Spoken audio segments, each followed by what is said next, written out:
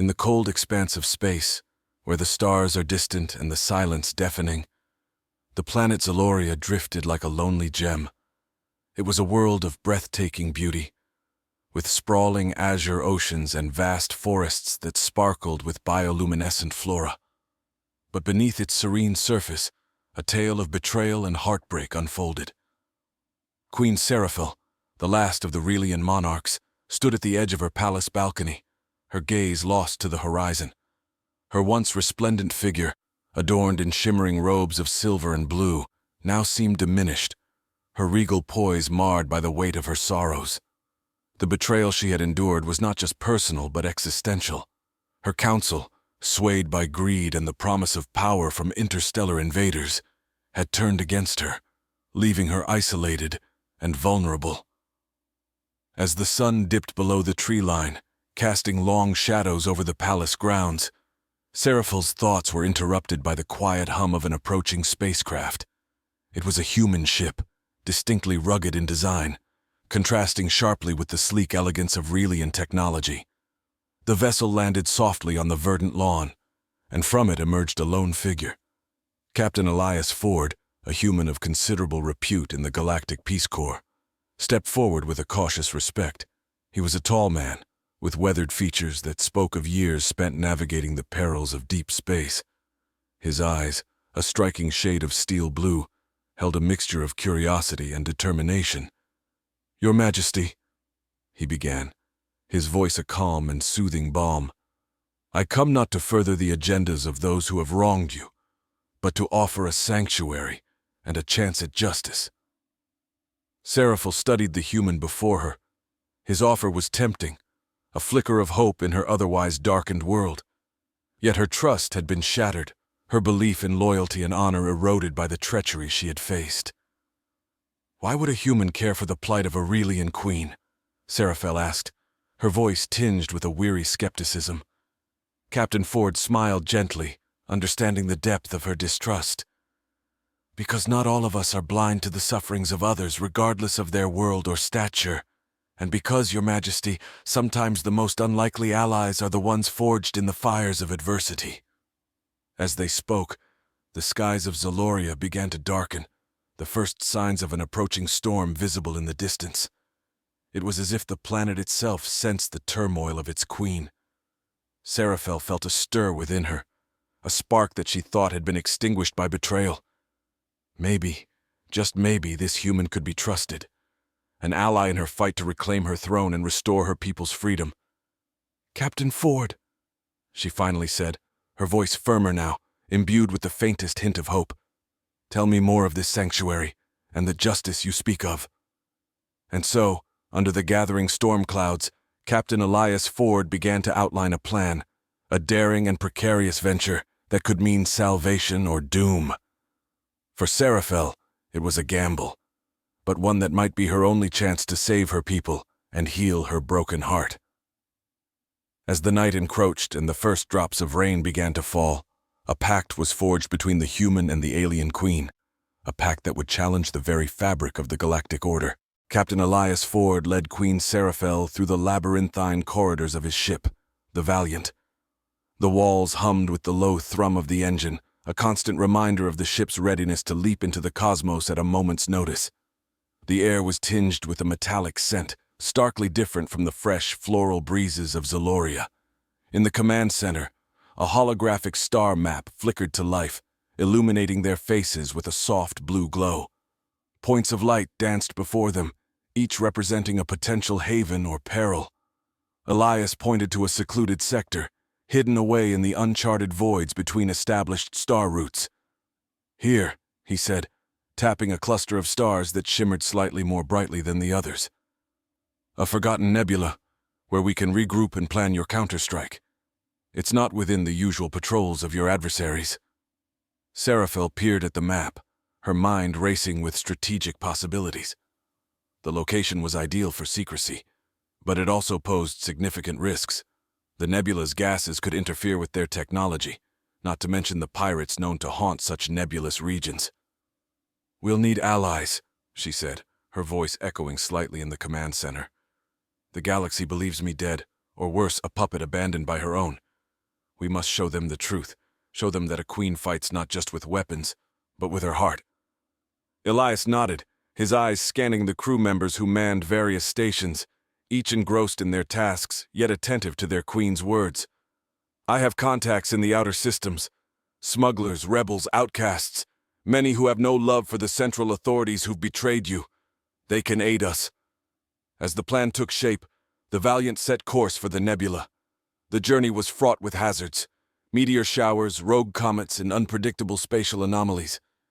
Yet under Elias's skilled command, they navigated through each challenge with a blend of human ingenuity and the advanced technology of Seraphel's world. Upon reaching the nebula, they were greeted not by pirates but by a contingent of those outcasts Elias had mentioned. They were a motley crew, each bearing scars of battles past, yet their eyes sparkled with the promise of rebellion. Among them was Tora Zan, a cyborg with enhancements that glittered under her skin like stars. She had been a commander in the Galactic Free Armies before being ousted by a coup. Tora approached Seraphil, her gaze unabashedly admiring. A queen who seeks the shadows to find her light. I can work with that, she said, offering a hand that was both human and machine. With Tora's expertise and Elias's leadership, they began to forge a makeshift fleet. Salvaged ships were repaired and refitted, strategies devised, and alliances cemented with the exchange of solemn oaths and quiet promises. During these preparations, Seraphil learned to handle the weaponry of many worlds, her grace in court now mirrored by her prowess in combat. She trained alongside her new allies, her determination kindling a similar fire in their hearts. One evening, as the nebula cast ghostly shadows over the Valiant's hull, Elias found Seraphil looking out at the swirling gases, her expression thoughtful. "This battle," she began, her voice soft yet carrying in the stillness, "is not just for a throne or a planet. It's for the soul of a people who have forgotten what it means to trust, to hope." Elias stood by her side, his presence a silent reassurance. "And they will remember through you. We'll make sure of it." Together they watched the nebula, its colors a tempestuous sea in which they had cast their fates, knowing the hardest battles were yet to come. The nebula proved to be a crucible not only for Seraphil's plans, but for forging the metal of her newfound alliance. Within the swirling mists of gas and dust, the rebels trained under Seraphil's command, each day growing stronger, more coordinated, and resolute in their purpose. One morning, as the ghostly light of the nebula filtered through the Valiant's viewing ports, Elias convened a strategy meeting. The command center was abuzz with activity. Holograms of Zaloria and neighboring systems floated above the main table, tactical data scrolling beside them. Tora Zan stood beside Seraphil, pointing at a series of supply lines that fed into Zaloria. "These are the arteries of their operation. Cut these and the usurpers will bleed out, economically speaking." Seraphil studied the lines, her mind working through scenarios. "We strike here and here," she suggested, indicating two critical junctures that would cause maximum disruption without endangering civilians. "We must remind my people that this is not merely an assault, but a liberation." Elias nodded in agreement, his hands clasped behind his back. "Timing will be critical. We need diversions to draw their forces out of position." As they planned, a scout ship returned from a reconnaissance mission, bearing news of a large gathering of Zalorian military vessels near the outer rim, possibly preparing for an offensive. The information shifted their strategies. They would need to act sooner than anticipated. With the plan set, Seraphil addressed her diverse crew. Her speech was impassioned, reminding them of the stakes, not just for her, but for all who suffered under tyranny. As she spoke, her eyes blazed with the fire of a leader reborn from the ashes of despair. The attacks commenced at the break of the nebula's day cycle. Seraphil's forces, split into agile squads, struck at the supply lines with precision. Meanwhile, a decoy fleet, led by Tora, executed feints that drew the enemy's attention away from their vulnerable spots. The usurpers' response was frantic, their communications choked with confusion. They had not anticipated such a bold move, nor had they expected the beleaguered queen to command such formidable resources.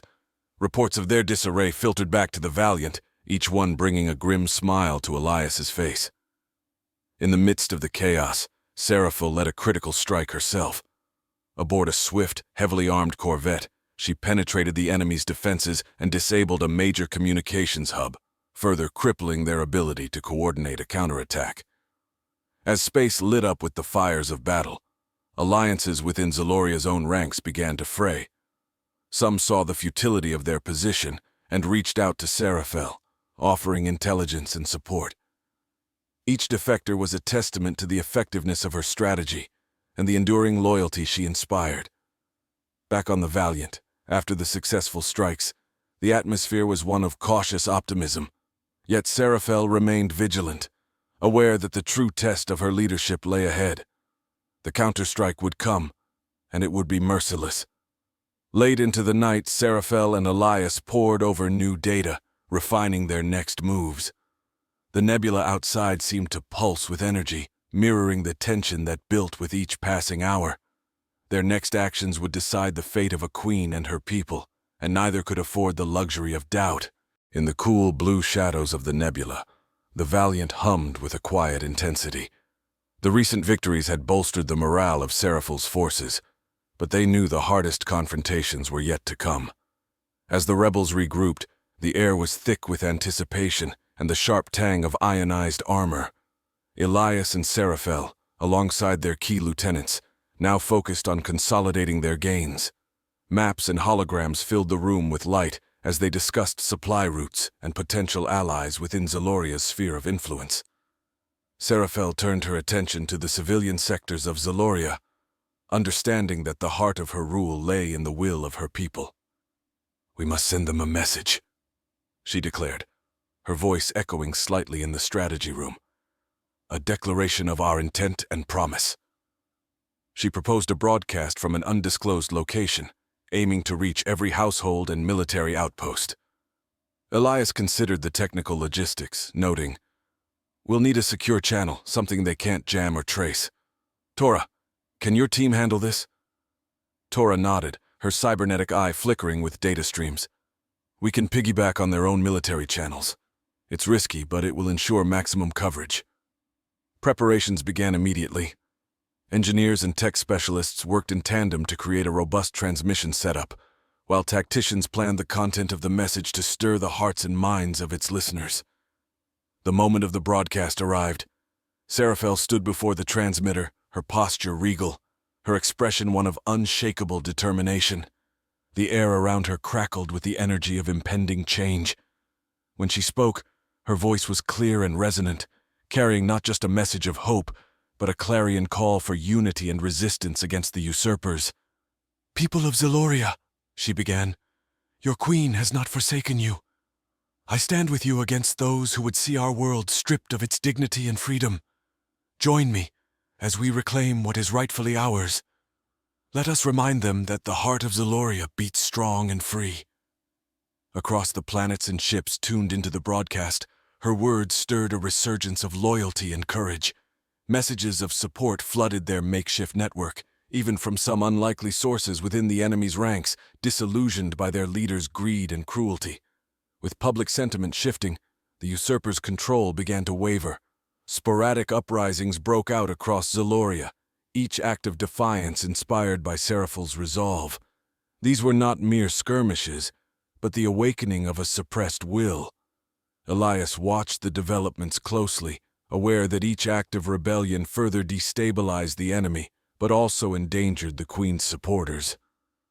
"We need to strike while the iron is hot," he advised, suggesting they leverage this momentum for a significant military push.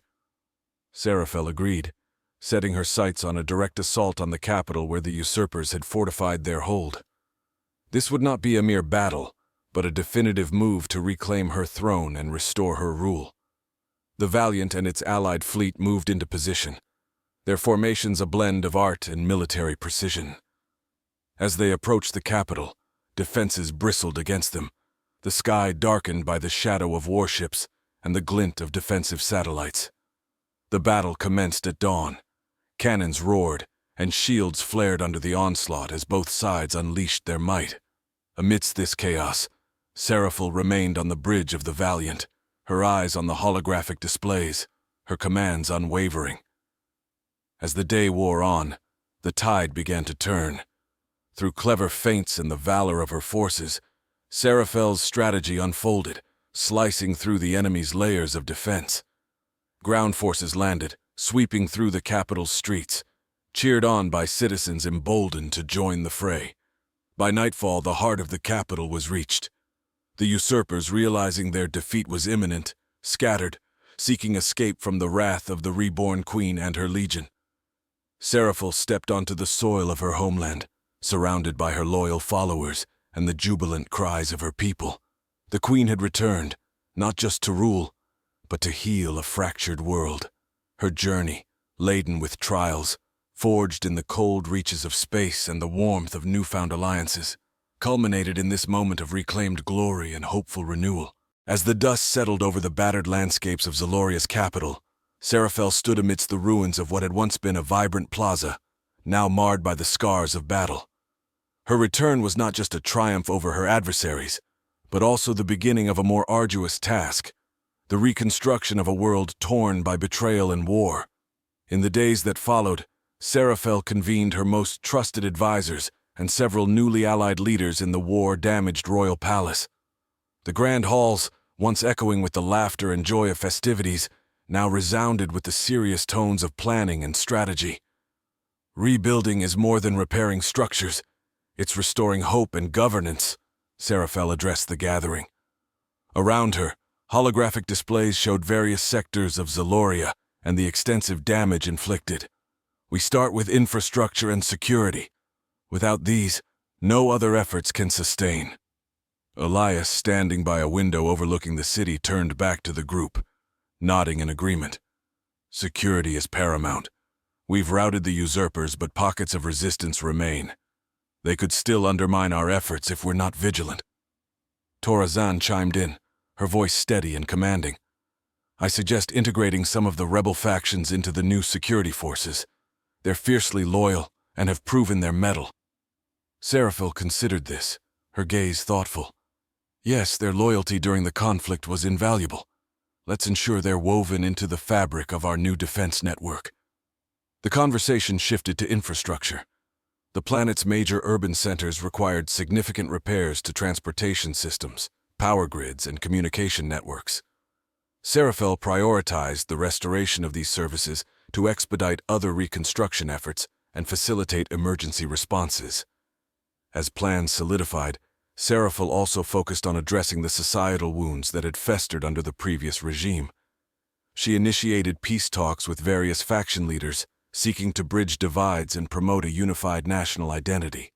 Her approach was gentle but firm, an olive branch extended with the clear resolve that the dark days of division must end. In one landmark broadcast, Seraphel addressed her people, sharing her vision for a reborn Zaloria, one that celebrated its diversity and was resilient against future upheavals.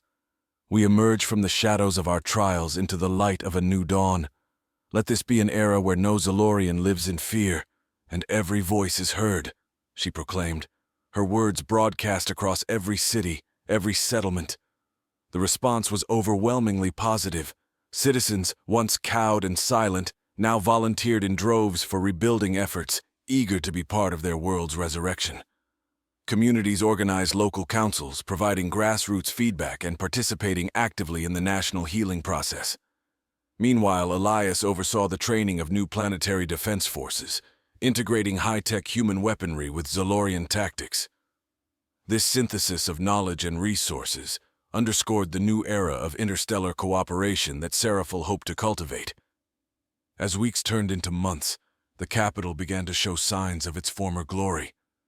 Buildings rose from the rubble, streets cleared, and markets buzzed anew with the vibrant colors and sounds of Zalorian culture. The palace itself was restored, not just as a symbol of the monarchy, but as a beacon of unity and strength. During this time, Seraphel's leadership was tested not by battles, but by the daily grind of governance, the challenge of balancing diverse interests, and the ongoing effort to foster an enduring peace. Her resolve never wavered, each decision infused with her deep love for her people and her vision for their future. One evening, As she walked through a newly reconstructed district, children playing in the background, and families gathering in community spaces, Seraphil felt a profound sense of accomplishment and hope. Zaloria was not just rebuilding, it was thriving under her guidance, a testament to the resilience and unity of its people. The scars of betrayal were healing, and in their place, new bonds were forming, stronger and more enduring than ever before. The revitalization of Zaloria progressed under Queen Seraphil's vigilant watch, with the planet flourishing anew in a symphony of construction and communal effort.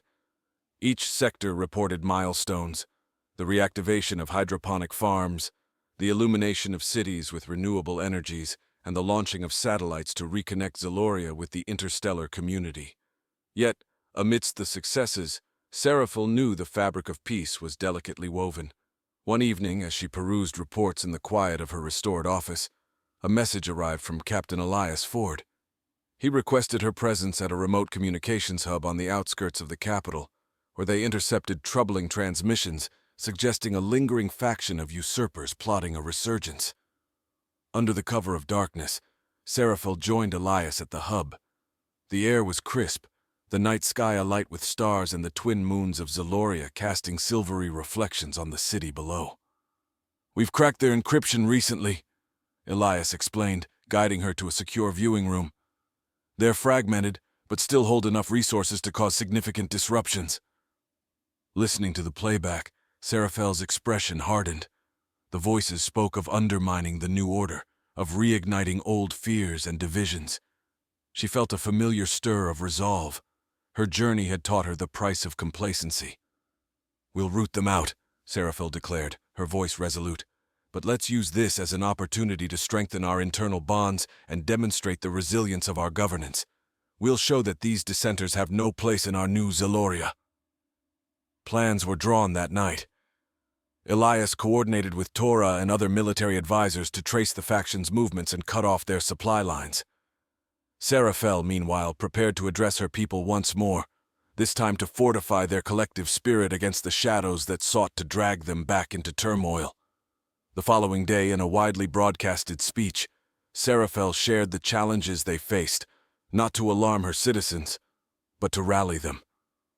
She spoke of the enduring strength of Zaloria and how far they had come from the brink of despair. "Our unity is our shield, our shared vision, our sword. Let us stand together, as we have done before, and declare with one voice that we will not be shaken," Seraphil proclaimed, her voice echoing across the bustling cities and quiet villages alike. The public response was a groundswell of community-led initiatives. Citizens formed watch groups, local councils held regular meetings to educate the populace about signs of subversive activities, and youth groups organized peace marches. Meanwhile, the military operation was swift and precise. Within weeks, they had dismantled the remnants of the usurpers' network, capturing their leaders and dismantling their infrastructure. The few who escaped capture fled the planet, their threats diminishing into the void of space. As peace solidified, Seraphil initiated an annual Day of Unity, commemorating the resilience and collective strength of Zaloria. It was celebrated planet-wide with festivals, parades, and reflective ceremonies. The day served as a reminder of the past struggles and a celebration of their victorious outcomes. Years passed, and under Seraphil's reign, Zaloria emerged as a beacon of stability and prosperity. The alliances formed during the darkest times grew into fruitful collaborations, positioning Zaloria as a key player in interstellar diplomacy. In the tranquility of a restored palace garden, Seraphil met with Elias and Torah, now her trusted advisors and friends.